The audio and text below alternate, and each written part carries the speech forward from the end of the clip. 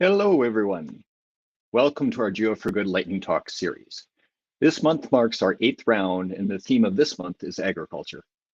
My name is Tyler Erickson, and I'm a developer advocate on the Google Earth Outreach team, primarily supporting Earth Engine workers, developers with a particular interest in the water cycle. Last year, we started a series of monthly lightning talks by and for nonprofits, scientists, and other change makers who want to leverage mapping tools and technology for positive impact in the world. We hope that these 5-minute lightning talks will inspire you to think of new ways that you can have an impact with our mapping tools and provide operational or practical hints to improve and optimize your workflows. So I'm very excited to welcome today's speakers. We have Helen Parache from NASA Severe Program, Dr. Hadi Jaafar from the American University of Beirut, Murali Gumma from ICRISAT, and Sonal Bakiwala from Cortova AgriScience. Before we kick off the first presentation, I'd like to call your attention to two things. The first is the Q&A feature. If you're watching live, you can write your question in the Q&A section below the image.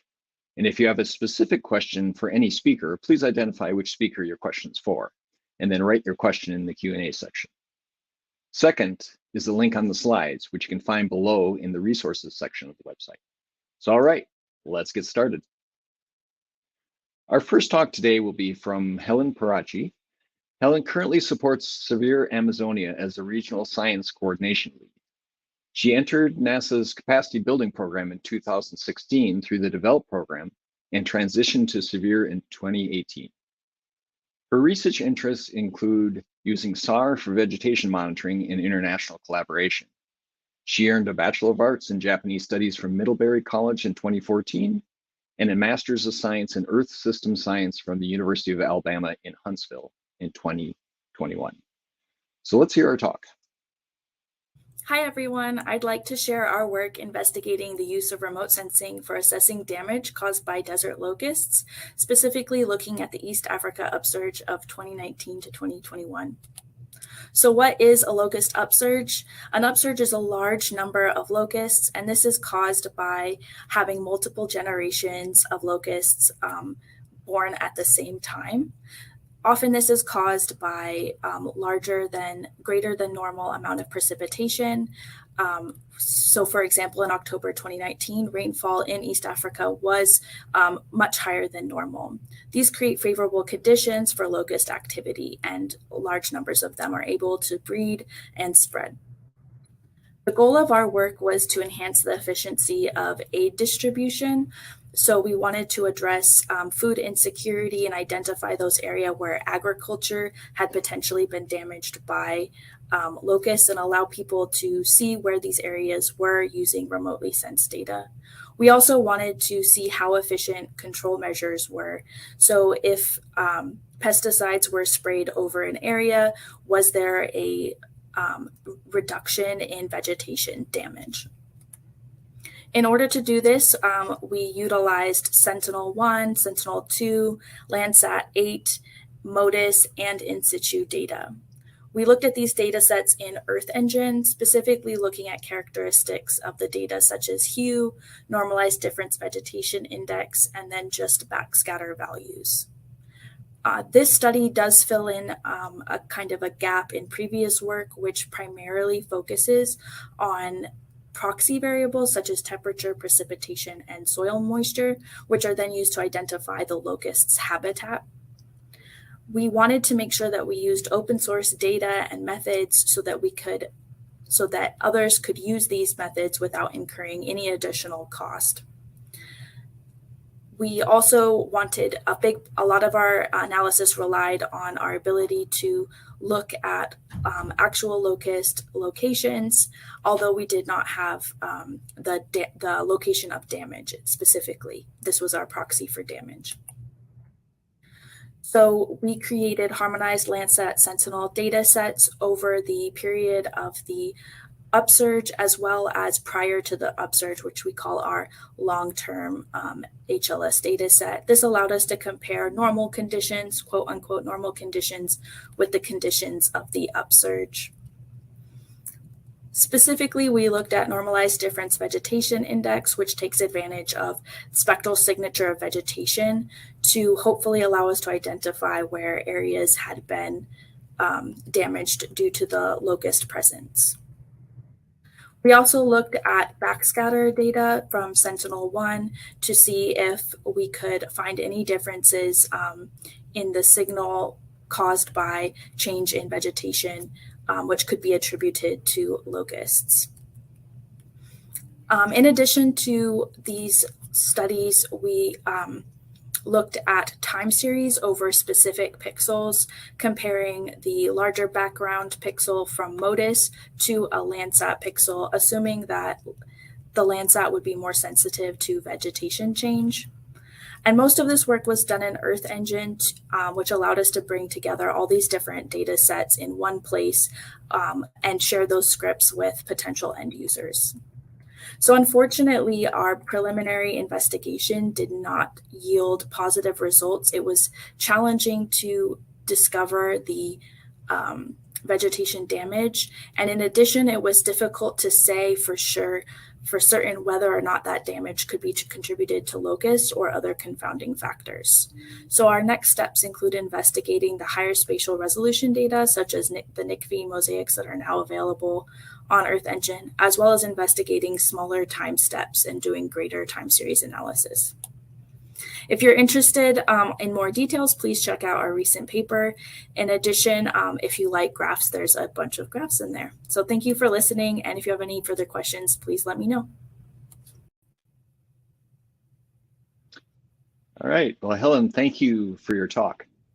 And first off, I do want to congratulate you on publishing the results open access, and I have a question that's related to that. Although you noted that this is preliminary research and it did not yield positive results, you were still able to publish the results. So my questions are, is it difficult to get that type of work published? Because I think it's quite valuable.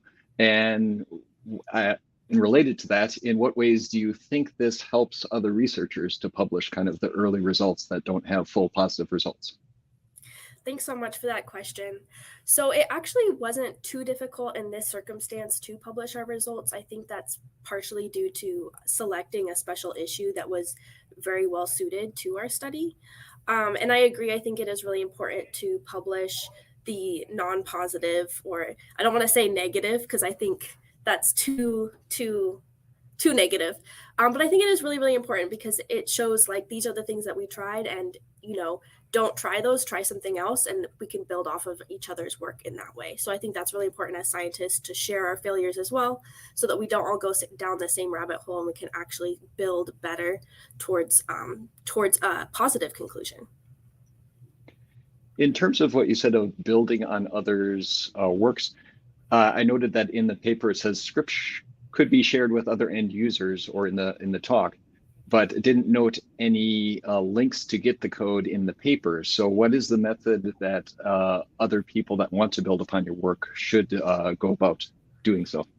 Yes, please just send me an email and I'll be sure to share. We wanted to, of course, make everything open access. It's not too difficult for us to share. There's no reason why we can't share, but since there wasn't any positive results, we didn't end up making an app or anything like that to share with any end users. I think once there's positive results, there will be more of a pull for that type of information. But in the meantime, if anybody was interested, they could just shoot me an email and I'd be happy to share our preliminary scripts. All right, thank you. I think we'll move on to the second talk right now. So our second talk is going to be from Dr. Hadi Jaafar. Dr. Jaafar is the founder and director of AgHive, the unit for remote sensing and smart irrigation at the Department of Agriculture at the American University of Beirut. He specializes in remote sensing applications in smart irrigation and food security. He's worked as an expert witness in water rights education and estimation of water use and requirements for government agencies in the Western US. He has also worked for 5 years on several strategic water and irrigation projects in the Middle East. So let's hear his talk now. Hello, my name is Hadi Jaafar, and I will be today talking about AgSat, which is a smartphone application for sustainable irrigation. So as most of you know, irrigation is the largest consumer of water in the world, and water management is a key concern for water-scarce regions. However, most farmers don't use evapotranspiration data for their irrigation, which is causing unnecessary energy costs due to overpumping, and irrigating at suboptimal times will cause them to lose their crop. So we prepared a solution for that, which is AgSat. AgSat is a mobile application that farmers can use anywhere in the world to irrigate their fields precisely and to increase their crop yields and help protect the environment by lowering their environmental footprint. How does AgSat work? AgSat is powered by Google Earth Engine. So we take Sentinel-2 data to get reflectance-based crop growth coefficients. We take also the climate data to calculate reference evapotranspiration. And we take data from farmers, which they input into the app. They give us their valve sizes, their crop type, and their irrigation system. And we output the volumes of water that they need to irrigate per hectare. We also output the irrigation runtimes and a 5-day evapotranspiration for their crops. So AgSat is simple to use. It's a free mobile application. As I mentioned, it's based on Google Earth Engine. It's built with Firebase. And this is a screenshot of the screens that you see when you install AgSat on Android or on iOS.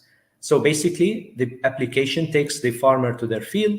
You can input the crop type, the irrigation system, the valve size. The farmer can save the field, and with a click of a button, they will get the water requirements for their crops. So AgSat will help decision makers in water allocations for agriculture and also for the landscape. It builds on farmers' adaptive capacities to improve their irrigation practices. It can be adopted by ministries, municipalities, irrigation engineers, water authorities, NGOs, large and small medium enterprises, and non-governmental organizations as well. Currently, AgSat is being used in 5 continents by research scientists, farmers, agricultural producers, and irrigation managers. It helps farmers reduce their environmental footprint. Farmers will save their energy, cost, and irrigation. They will also optimize their yield by knowing when to schedule their irrigation applications and by knowing how much to apply. Thank you for listening. If you can try it, please let us know how to make it better and check what we do here at AgHive at AUB. Thank you. Hadi, thank you for your talk. It's kind of near and dear to my heart. I also do a lot of work with evapotranspiration, so it's really great to see that work getting it out and accessible to more people. So this to me seems like an example of taking existing research that has been developed, like in the ET community, growth coefficients, reference ET, and making it easier for folks that aren't familiar with that research to access it. Could you describe kind of the process that you went through in developing this app? Yeah, exactly, Tyler. Thank you. We thought about just bringing all these satellite imagery and those terabytes of weather data that exist in Google Earth Engine and put some nice algorithms there. As you mentioned, it's already existing research proven to work, but the farmers don't have access to that research. So the idea was to put all of this technology into the farmer's hand via a simple smart app where a farmer can just pinpoint their fields and then they will get their water requirement and get how much they can apply. So without Google Earth Engine, this couldn't have been possible. And we really enjoyed working on Google Earth Engine platform with downloading all this data and streamlining it to the farmer just by, in near real time. We had to interpolate between Sentinel dates to get, the daily, and then we have also prospects for giving forecasts of ET for the farmers. So what is it that's kind of limiting or controlling the growth and use of your app? How are you advertising it? Are people commenting on the functionality and what they're looking for? And how are you going to adapt it in the future? Yeah, that's a great question, because we need to scale it up just to let all farmers in the world know about it, because it's a free app. And we did a couple of advertisements in the Irrigation Today magazine, and we also talking to ministries of agriculture and water in the Middle East. But of course, we need the help of everybody just to scale it up and tell farmers in their countries that, hey, this is an app which helps you really save water and energy. So what's the typical size of a farm that a user your application? Are you doing smallholder farmers? Are you getting interest from like large corporations that are doing agriculture? It is really working well with small fields because, the Sentinel 10 by 10 meters of NDVI, so you can get like fields of quarter hectare that can also work as great with, 50 hectares and even 100 hectares. And we have also plans to make it usable by irrigation districts and large farming enterprises where they can, disseminate it to more farmers. So there's really no such limitation on the size of the field. It just depends on how big your valve size is on the field. And usually these go up to 6 inches, 8 inches maximum. Is there data limitations as you go throughout the world in providing equivalent type of information? For example, I'm thinking that there are certain countries that have higher resolution weather meteorological data sets that could be used by an application like this. How uniform is it as you go globally? Well, we tended to use the ECMWF datasets and also the GFS because they are available in the last 3 months. But if there's more high resolution weather data available, that would make the app more accurate. But we have also plans for downscaling the weather data using elevation models and machine learning. Thanks. Thanks for answering those questions. I'm actually interested, once we get all the speakers together at the end of this, of diving deeper into some of the intersections between your work and others that are on this panel. All right, so let's transition now to our third talk. And our third talk is going to be given by Murali, who is leading ICRISAT's Geospatial and Big Data Sciences, which has been tasked with conducting research on geospatial analysis using Earth observation data along with ground data and supporting multidisciplinary teams across Asia and Africa for sustainable agricultural development, natural resource management, and monitoring and evaluation. His work experience spans over 35 countries spread across Asia and Africa, and he has contributed to more than 100 research publications. So let's hear his talk now. Good morning, all of you. My name is Murali Krishna Gumma. I lead ICRISAT Geospatial and Big Data team at ICRISAT, which is tasked with mainly conducting research on geospatial analysis using Earth observation data and machine learning algorithms. We support multidisciplinary teams across ICRISAT. Our work is mainly on dryland areas. Our main focus on South Asia and Africa, sub-Saharan Africa. This is my background. Now I would like to give a talk about assessing potential locations for the flood-based farming systems, which we have carried out in Ethiopia. Okay, first of all, what is the challenge? Very diverse topographical area, especially Ethiopia. There are, the Great Rift Valley into northern and southern highlands is coming surrounded by and the lower lowlands in the middle of the region. But especially for this study location, which is of course there is a highland area is there, but there is a sudden flash floods are there. But there is a lot of soil erosion and not able to cultivate any kind of crops in this region. So in this, that is a major problem. But in this project, we identified some of the locations where it is suitable to construct check dams and to avoid flash floods. At the same time, some of the flood-prone areas where we can recommend for flood-based farming system like agro-pastoral and also paragrass they are growing. Here is the solution.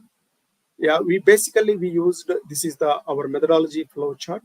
We used topographical information and various Earth observation data, Landsat, MODIS, and Sentinel-1 data as well. These are the three, for topographical layers we have prepared from the SRTM-DEM, which is 30 meters resolution. And major land use, land cover, we used MODIS 250 meters and Landsat 8 data. by using Google Earth Engine only, again by using supervised classification. And finally, the Sentinel-1 data mainly used for flood-prone areas. Okay, but overall, this is all analysis done by Google Earth Engine only. Here you can see specifically, of course, along with the satellite imagery, widely we used ground data as well. Here you can see the photographs also where it is, how flood was happened in some of the areas. And some of the areas we recommended some agro-pastoral area where you can see the greenery part as well. No, mainly Landsat 8 data mainly we used for the land use, land cover and vegetation mapping. Sentinel-1 data mainly for flood mapping, and MODIS data vegetation condition over the periods. Of course, this region, the main problem is cloud contamination is there. That's the reason we used MODIS daily data also. And the first outcome from the Google Earth Engine, we for the on Landsat 30 meters resolution data. Here you can see the clear land use, land cover pattern for entire study region. And later on, we are by using Sentinel-1 data, we produced a monthly the maximum extent of the flood areas for each of the month from starting from. There are two seasons are there mainly. That is monsoon season and dry season, which is February to May and June to September. Okay, this is dry season and wet season. And we identified some locations, how much area it is flooded, and based on land use, land cover, and other topographical information, we categorized into the different classes. And that flood also, how many times it is occurring over the period, starting from 2015 to 2018. Some of the areas we identified as a how many times it is occurrence we prepare like these maps. And based on this information and along with the socioeconomic information, we integrated together. We identified the locations, those locations where it is recommendable for agro-pastoral and farming and paragraphs as well. These are the we have recommended like this. And now the resultant different sloping pattern, how various other land use, land covers, how it is identified according to the slope wise and flood wise, and we are recommending based on that the categories. For example, if you see here, this is the flood. This is the in barren land, wasteland. The flood area is if less than 2% of slope, there is a significant area, 2,526. I think nearly 2.5 million hectares area it is there. So mostly these wherever less than 2% slope, those areas it is highly recommendable for the crops. So, and now you can see here those areas where we recommended the cropping pattern and where we recommended check dams. Here you can see there was a check dam and we are storing water, and ultimately this is causes to reduce the soil erosion. At the same time, flash flood also. At the same time, the cultivation vegetation also you can see here it is clearly.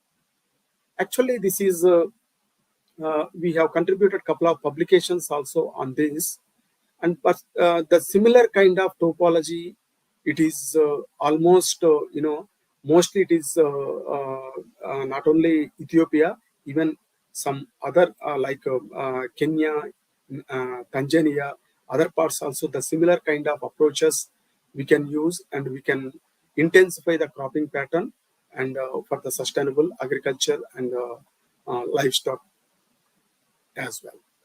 Thank you all. All right, thank you, Murali, for that talk. I have a few questions related to it. One is that we're using some large climate patterns to make this decision or look for suitable sites for different interventions. I'm familiar with usually that climate normals are commonly derived from looking at like 30 years of weather data. But I was noting that you were looking at weathers within 4 years from 2015 to 2018. So can you talk about that extrapolation of from a short time period to making long-term kind of predictions? Yeah, thank you, Taylor. Actually, we used 30 years climate data, NASA power data, but that is very coarse resolution. But we found that continuously there was a flood, continuous flood was there, flash floods were there. So we concluded that we analyzed the 5 years analysis from 2015 to 2018 with the Sentinel-1 data along with the Google Earth engine. We identified locations, we implemented various interventions at field level. So actually we have done 30 meters, 30 years analysis we have done. So the 30 years were for predicting, when the weather events will happen, but the Sentinel data was used for trying to get a more detailed spatial resolution to it? Yes. Okay. Yes. Yeah. All right. My other question from listening to your talk was, who is it that is acting on the recommendations that you are generating, like potential locations for flood-based agriculture?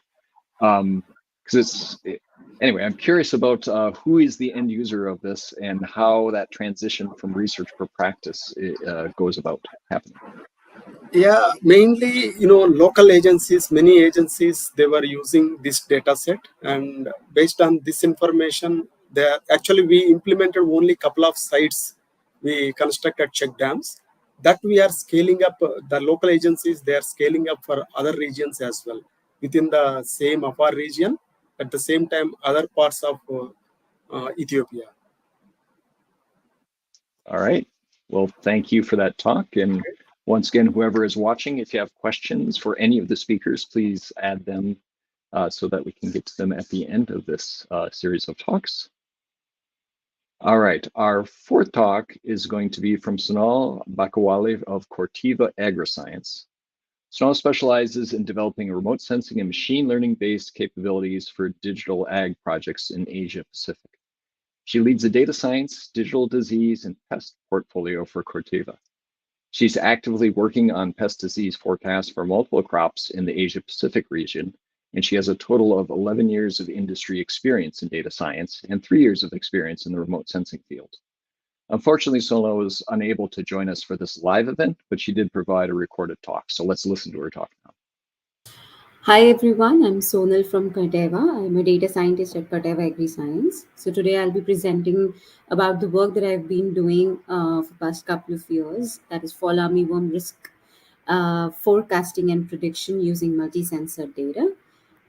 So we all know that fall armyworm has been a menace for not just corn crop, but for multiple species that it can damage. It is very new to India.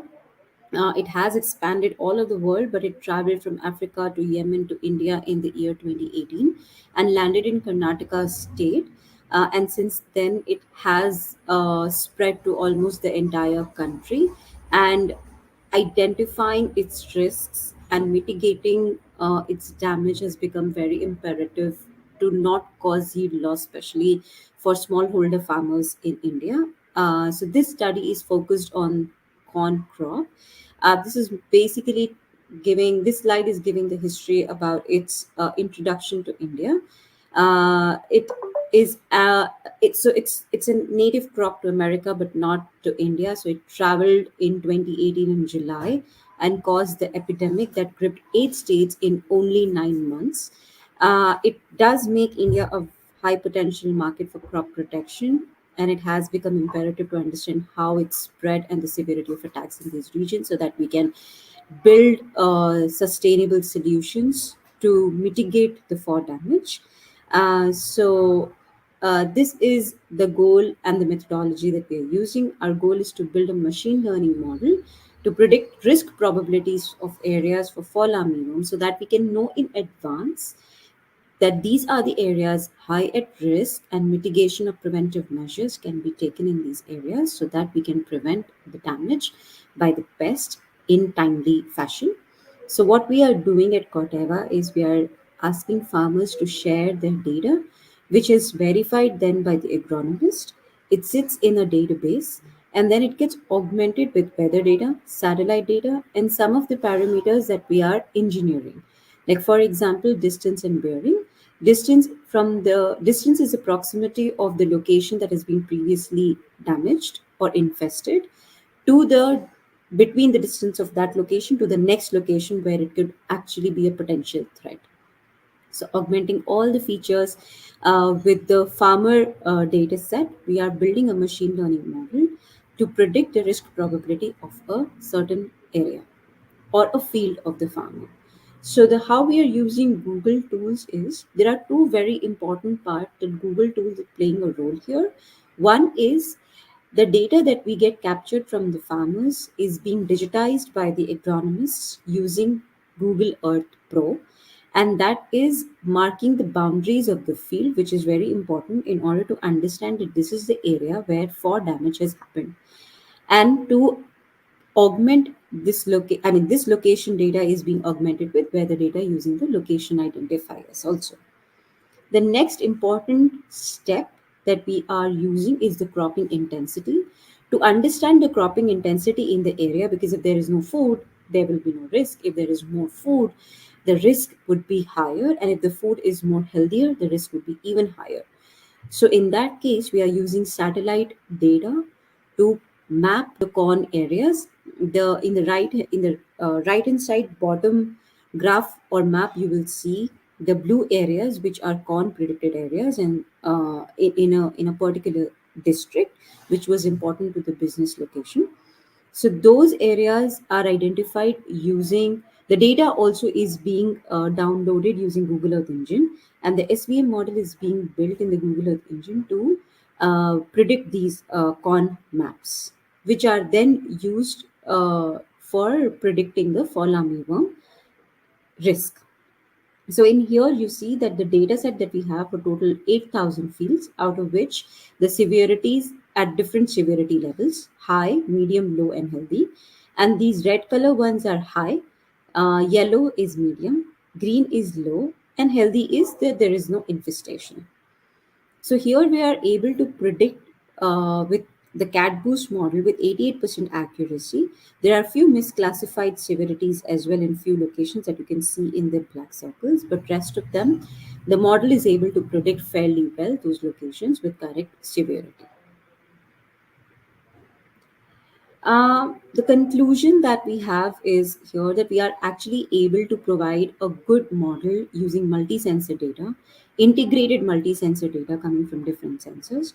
We are leveraging this information, information and data from the farmers directly. We understand it is very important since they are ready to help us, so we should be ready to help them as well, especially the smallholder farmers who are not able to get expensive solutions at their doorstep. We are using high resolution to moderate resolution satellite data and weather, and we are providing this alert 14 days in advance. Currently, it's being shared with the internal Corteva business team so that they can in turn help the farmers directly. Although we do need more validations across the country, and it does require more seasonal validations as well. Please feel free to ask any questions. My email and my phone number is listed in the slide. Thank you very much. All right. Well, thank you, everyone, for the great talks. So let's welcome back everybody who is here for the live event, the speakers, so that we can take a look at questions coming from the audience and answer those. So we have some good questions already, but if you are watching this presentation live, feel free to keep adding questions as we go along. All right, so the first question I want to take, which was submitted from Emil for Helen. Emil says, great talk. Are there any data sets now available that weren't available, like JEDI or others, that you would have liked to have incorporated into the locust analysis? Yeah, thank you so much for that question. Definitely, I think that there are additional resources. I think high resolution data is something that I would definitely want to look into, Planet Scope. And then I also think JEDI would be a good option as well. So I think there's definitely some data sets that would be helpful to include. And opening that up to the other presenters as well, are there important data sets that you have come across since your initial research or work? And I'm also very curious to know the importance for your work in near time, data sets as opposed to historical or forecast data sets? Which types of data sets are the most important for your work in agriculture? So, I'll take that. Hadi, or I think it is. Take that. So I think, the real-time data is very useful for farmers because farmers pretty much don't care a lot about historic data, like data that is 3 months old or even 1 month old. They want like data that advises them on their decision like in the moment. So they want to know how much they need to irrigate, for example, this week and not like 1 month ago. So real-time data is really very, very, very important. And I would also like to commend here the efforts of the Google Earth Engine team who work day and night just to have, the data available in less than 1 day or 2 days on the platform so that we can right away send it into the app and the farmers would have, the right data at the right time. How about you, Murali? Yes, it is both, near real-time data, it is very useful. At the same time, historical data also very much useful for monitoring and evaluation and socioeconomic studies. It is really very useful, historical data as well. Are there particular data sets that are missing in terms of socioeconomic that you think we should be adding? Yes, especially, for example, Landsat Pathfind data sets from 70s to till date. That data we are integrating with some irrigation sources, irrigation data, and we are, that how much it is impact it is happening due to the irrigation projects that historically we can analyze, and we can predict for future also if we construct a few more projects, even minor, medium irrigation projects, how it will impact. That will be very useful. Of course, near real time, it is really very useful, but historical analysis also it is essential. Yeah, it is a challenge. It's a challenge for us to get it available in as quick as possible, the near real-time data, but it's something that we do focus on the Earth Engine team. All right, let's move on to next question that we had from a viewer. This is from Kevin and is directed towards Hadi. A very useful tool, by the way, and a nice way to make it accessible to many users. Have you looked into using AgSat to help with crop identification since you're collecting these data from the farmer? Yes, this is the aim of one of the inputs that we require from the farmer. If we ask the farmer to input the crop type because crop type is very, very difficult, as you all know, to identify from remote sensing.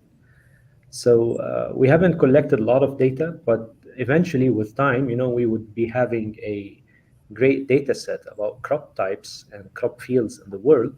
And we would love to make this, public, of course, anonymously for use in like artificial intelligence applications and machine learning. It will help also advance the science of crop classification globally. I hope I answered the question of Kevin. Well, thanks. And I also will open this up to the other speakers because maybe it's not crop identification, but each of you were talking about some type of classification that you are trying to do, whether it's site suitability or finding where the locusts are. So are you finding that the classification capabilities of working with satellite data sufficient, or are there any gaps that you can see needing to be addressed?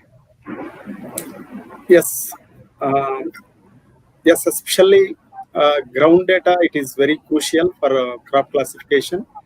Especially, we have a problem, several issues with the dryland areas, especially where there is periodically they are changing cropping pattern based on demand, water availability, and local conditions. They will change the crops. But especially in where irrigated areas are there, those are static standard crops like rice, wheat systems. They are very standard, especially Asia region. But Africa, it is dynamically it is changing. So those areas, it is essential. At least we should have some ground data for every year. And how about you, Helen? I don't know if I can specifically say, I don't feel like I have I don't want to say that there is a gap in the classifications. I think in terms of mostly what I think of is in terms of, again, like, yeah, the data availability, as has been mentioned. Specifically for locusts, we had access to some in situ data, which was super helpful. But it is limited in terms of what information was collected for each point was not necessarily the same over all the points. Like, I think that there's a lot of things with in situ data collection that can impact the output of a classification scheme. So, and we're not in control of that part. We're just looking at the remote sensing part as it applies to the in situ data. So I think I wouldn't say that there's necessarily gaps in the classification capabilities available, but mostly I'm thinking about data inputs in that respect. I don't think that fully answered it, but. No, but it actually brings up another really good topic, just the availability and difficulty in collecting good ground reference data. Earth Engine and other cloud tools are very good at producing results, but often they seem to outrun the ability to validate and figure out how accurate those results are. So I could see in the case of Hadi's work, he is actually asking with the app, gathering what some necessary information that is used to make a prediction. And there's an incentive to do that for his end users. But if you're doing it more of research on a large scale, it's hard to get that same type of ground reference data to use. But it's quite a challenge to gather ground reference data. All right, so let me go to the next question. And this one is also from Emil. Let's see here. For Murali, great talk. Do you see this great research as something you'll be leveraging in your new role as the incoming science and data lead for Severe West Africa? Definitely, we developed some of the case studies for WCA, especially Ghana, Niger, and Mali. But similar kind of things, of course, we are small scale, we have implemented. For example, crop suitability mapping, watershed prioritization for intensifying croplands, and another one, cropland mapping. Three major areas we have developed some protocols, some methodologies, but we want to implement for all 6 countries survey project. Thank you for this question. Soon I am moving to Niger. Very soon I am moving to Niger. So you'll see more work from there. All right. All right, the next question, Emil's on a roll here, and this one is for me, which I'm not sure of the protocol of asking the moderator questions, but we'll go for it. Having brought up the topic of crop classification, are there any cool things on the Earth Engine side, TensorFlow, et cetera, that you think could be brought to bear to the problems that's presented? Well, yes, it's always a question of what is the most painful to use. That's always my perspective from developer relations. So, and I've been trying to tease that out. Is it the input data sets that are needed from the timeliness of the remote sensing images? Is it the ground validation data? Is it the classification functionality? Right now, the classification, there's 2 different ways to do it in Earth Engine. One is internal to Earth Engine classifiers, and the other one is actually reaching out and talking to deep neural net models that are running on different parts of cloud infrastructure. And those are very different workflows right now that we will try to make more similar in the future, because we realize it is somewhat of a difficulty transitioning from one to the other, and they look different. So I think that there's a lot of potential, but I'm not always sure what the largest barrier is that needs to address to move folks along. And as I've been hearing from the responses here, it's not necessarily the crop classification or classification functionality. There are other issues that may be limiting the work even more so than the classification function. All right, I'm going to switch to another question here.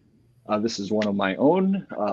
It's at Google, we're always interested in the transition of new discoveries or research into operational practice that can have impact on the world. So these 4 presentations have been along the spectrum of research to impact, each looking at different parts of that spectrum or that path. So I'm curious from each of the presenters here how they view their organization's role on making new discoveries versus getting them into the hands of practitioners. Where do you focus on most? Where do you think most of the work needs to be done in order to have impact as a community? So I will reach out first, I guess, to Helen, pointing that question. That's a great question. So I think a lot of the Severe Program's work focuses on making the connection between the research and the end user. I think from my experience, we primarily focus on empowering and strengthening organizations within regions that are already mandated to do that type of work, and making sure that they have all of the tools and knowledge to utilize the remote sensing data sets and GIS technologies that are available in order to address different environmental and social issues. And so basically, I think, that's our main focus. So maybe not the final end user, but making sure that those organizations that are already in place are empowered to reach the end user. And I think that's where we tend to focus a lot of our time. Although, of course, we do have different elements doing original research as well. Thanks.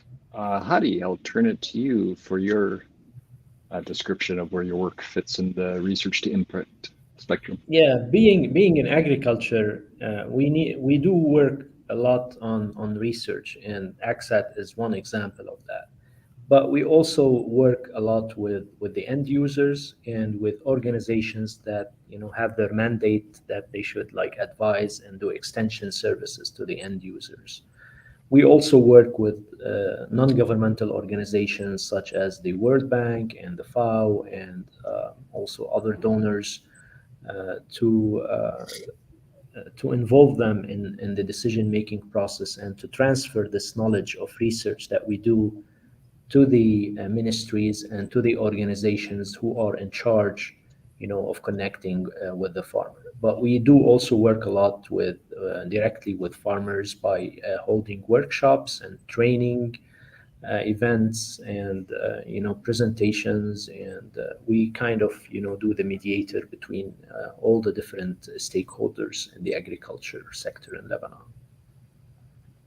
Well, thank you. And Murali, could you talk about ICRISAT's role? Yes, yeah, thank you for this question. Really very, very good question. ICRISAT also, we are doing core research and we are developing some spatial products. And at the same time, we are closely working with the governments, Ministry of Agriculture. For example, in India, we are working with the governments on crop insurance project. We are developing various products and as at the GP level. The technology we are disseminating for larger entire India right now. At the same time, some of the activities we are implementing, whatever implementing in India, that similar kind of activities we are promoting for Africa region as well. Crop insurance, monitoring and evaluation, and using monitoring land use, land cover mapping. Well, thank you. Thank you. And our last speaker, Sonal, who was not here, had more of her presentation had more of a business perspective. And it was interesting to see that they identified a business opportunity and then went back to try to fill in the gaps of research that might be needed to pursue that opportunity. So definitely coming at it from a different angle as well. So with that, we're coming towards the end of the hour. So I think I will call that a wrap to the questions. And thank you all for joining today's session. Special thanks to all the speakers for presenting today. And thank you to the audience for submitting engaging questions for our speakers to answer. So we hope that you are inspired and got some fresh ideas that you can take back and use in your own research. So thanks again. Stay tuned for our next lightning talk series next month, and goodbye for now. Thank you.